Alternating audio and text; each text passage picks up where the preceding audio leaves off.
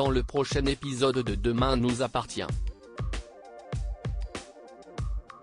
Tandis que l'ADN de Martin est découvert sur l'arme du crime, Xavier renoue avec Chloé. De leur côté, Betty et Charlie se rapprochent et Louise refuse l'aide de Bart. Attention, les paragraphes qui suivent contiennent des spoilers sur l'épisode de Demain nous appartient diffusé demain soir sur TF1. Si vous ne voulez rien savoir, ne lisez pas ce qui suit.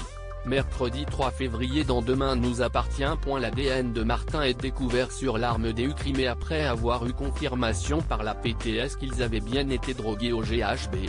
Virginie est certaine que Danieli est à l'origine de son amnésie et de celle de Martin. Alors qu'elle essaie de comprendre ce qu'il s'est passé, elle se demande si son compagnon aurait pu tuer Danieli cette nuit-là. Jules surprend leur conversation et avoue que ce dernier est venu lui rendre visite quelques jours plus tôt pour récupérer l'argent planqué par Michael. Pendant ce temps, Aurore informe le procureur que Danieli était un lieutenant de Michael Corca puis reçoit un appel la prévenant que l'arme du crime a été retrouvée près du Spoon. La capitaine Jacob fait alors rapidement le lien avec la soirée déguisée. Comme ils ont un passif en commun, Aurore questionne Martin qui répond qu'il ne l'a pas croisé au cours des festivités. Afin de tirer cette histoire au clair, Aurore et Martin débarquent au Spoon pour interroger Roxane et Tristan. Malheureusement, ils n'ont aucun souvenir de Danieli. Plus tard, Martin et Virginie se rendent sur le port à la recherche d'indices, en vain. Même si sa compagne le supplie de parler de toute cette histoire à ses collègues, Martin refuse de peur de devenir le principal suspect de cette affaire.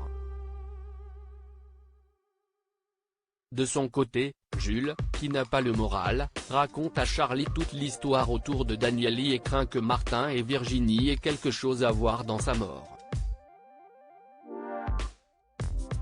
À la nuit tombée, Martin intercepte les résultats d'analyse de l'arme qui a tué le truand. Après avoir supprimé l'émail, il rejoint Virginie et lui apprend que son ADN a été relevé sur l'arme du crime. Xavier renoue avec Chloé. Xavier attend Chloé à la sortie du lycée. Très heureux de se revoir, les deux amis d'enfance se prennent dans les bras chaleureusement. Après lui avoir rapporté une cassette audio datant des années 1990, le procureur l'invite à boire un verre. Au Spoon, Xavier et Chloé discutent de leurs ruptures respectives. Pour sa part, Xavier confie également avoir deux filles âgées de 14 et 16 ans qui vont bientôt le rejoindre pour vivre à 7 avec lui. Dans la mesure où ils sont séparés et célibataires, Xavier invite Chloé à dîner le lendemain soir. La fille Delcourt accepte mais préfère qu'il dîne chez elle afin d'éviter d'avoir à faire garder la petite. Betty et Charlie se rapprochent désirant toujours se faire tatouer. Betty questionne son père sur la signification de ces tatouages.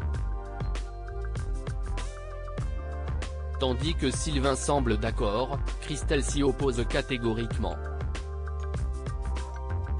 Au lycée, Betty se plaint de l'attitude de sa mère auprès de ses copines. Lorsque Sophia l'encourage à le faire sans l'autorisation de ses parents, l'adolescente assure d'y réfléchir. Dans la soirée, elle fait part à Charlie de son envie de se faire tatouer et la fille Molina propose alors de l'aider à trouver le symbole parfait. Les jeunes femmes se montrent complices, ce qui n'échappe pas au regard de Christelle. Louise refuse l'aide de Bart tandis que Bart aimerait organiser un dîner avec Louise et ses enfants. La mère de famille s'y oppose et explique une fois de plus qu'elle n'est pas prête à vivre une nouvelle histoire d'amour. Bien que Bart promette de faire la part des choses entre le professionnel et le privé, Louise exclut de perdre son travail et estime que c'est mieux ainsi. Au moment où Aurélien et Mathilde l'informent qu'il n'y plus d'eau dans le mobile-home, Louise jure de régler le problème rapidement. Malheureusement, la panne est généralisée à tout le camping et Louise est contrainte d'acheter plusieurs packs d'eau pour pallier le problème. Bart les invite quant à lui à loger chez lui le temps que les choses s'arrangent mais Louise décline.